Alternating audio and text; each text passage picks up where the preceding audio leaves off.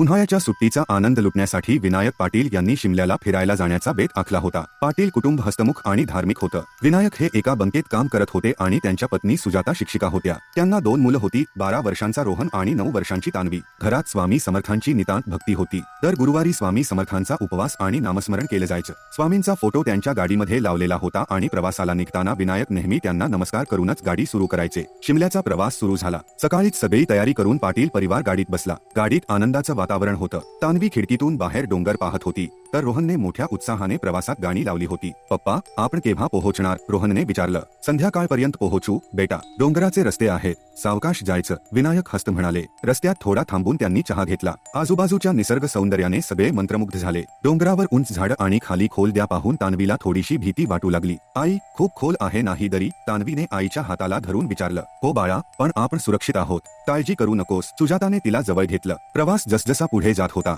तसतसा रस्ता अधिक अरुंद आणि वळणदार होत चालला होता। दुपारचे 3 वाजले होते आणि हलकमसं धुके डोंगरावर पसरलं होतं। डोंगरातील रस्ते संकुचित आणि वळणदार असल्यामुळे विनायक गाडी हळू चालवत होते। आई, हे वळण खूप तीव्र आहे, रोहनने मागे बसून निरीक्षण केलं। हो बेटा, म्हणून पप्पा गाडी सावकाश चालवत आहे, सुजाता म्हणाली। त्या दिवशी रस्त्यावर फारशी वाहतूक नव्हती। गाड्या कमी दिसत होत्या आणि रस्त्यावर शुकशुकाट होता। असं वाटतंय की आपण एका वेगळ्या जगात आलोय, सुजाताने खिडकीतून पाहत म्हटलं। प्रवास सुरळीत सुरू होता, पण अचानक पुढे एक तीव्र उतार आणि वळण होतं। त्या भागात पावसाने चिखल साचला होता। विनायकने गाडीचा वेग कमी केला आणि ते वळण घेऊ लागले, पण त्या क्षणी अचानक गाडीचा पुढचा चाक चिखलात घसरला। अरे देवा, विनायकच्या तोंडून आवाज निघाला। गाडी पुढे सरकू लागली आणि थेट दरीच्या दिशेने झुकली। सुजाता आणि मुलं घाबरून ओरडली। विनायक, गाडीचा ताबा घ्या, सुजाताने घाबरत म्हटलं। रोहन आणि तान्वी जोरजोरात रडू लागले। त्या क्षणी सगळ्यांनाच जाणीव झाली की परिस्थिती गंभीर आहे। गाडी आणखी थोडी पुढे गेली तर खोल दरीत पडेल। त्या संकटमय क्षणी विनायकच्या मनात एकच गोष्ट आली, स्वामी समर्थ।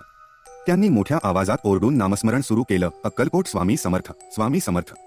त्यांचा आवाज ऐकून सुजाताही नामस्मरण करू लागली। स्वामी समर्थ, कृपा करा, आमची गाडी वाचवा, तिने तान्वीला जवळ घेत सांगितलं। गाडी काही क्षणांसाठी अधिक पुढे झुकली, पण अचानक काहीतरी अद्भुत घडलं। गाडी जणू एका अदृश्य हाताने धरली गेली आणि ती जागच्या जागी थांबली। त्या क्षणी गाडीच्या पुढच्या चाकाने एका मोठ्या दगडावर पकड घेतली होती। आश्चर्याची गोष्ट म्हणजे त्या दगडाचा कोणताही आधार नव्हता, पण तरीही तो स्थिर राहिला होता। विनायकने गाडीचा ब्रेक जोरात दाबला आणि सर्वांनी सुटकेचा निश्वास टाकला। सगळे गाडीतून उतरले आणि समोरचे दृश्य पाहून थक्क झाले। बापरे, अजून एक पाऊल पुढे गेलो असतो तर आपण दरीत पडलो असतो, विनायकने घाबरत सांगितलं। तान्वी आणि रोहन त्यांच्या आईला घट्ट मिठी मारून रडू लागले। सुजाताच्या डोळ्यातही पाणी आलं। स्वामी समर्थांनी आपल्याला वाचवलं, ती म्हणाली। हो बरोबर, स्वामी समर्थांची कृपा नसती तर आज काहीही होऊ शकलं असतं। विनायकने स्वामींच्या फोटोकडे पाहत नम्रपणे नमस्कार केला।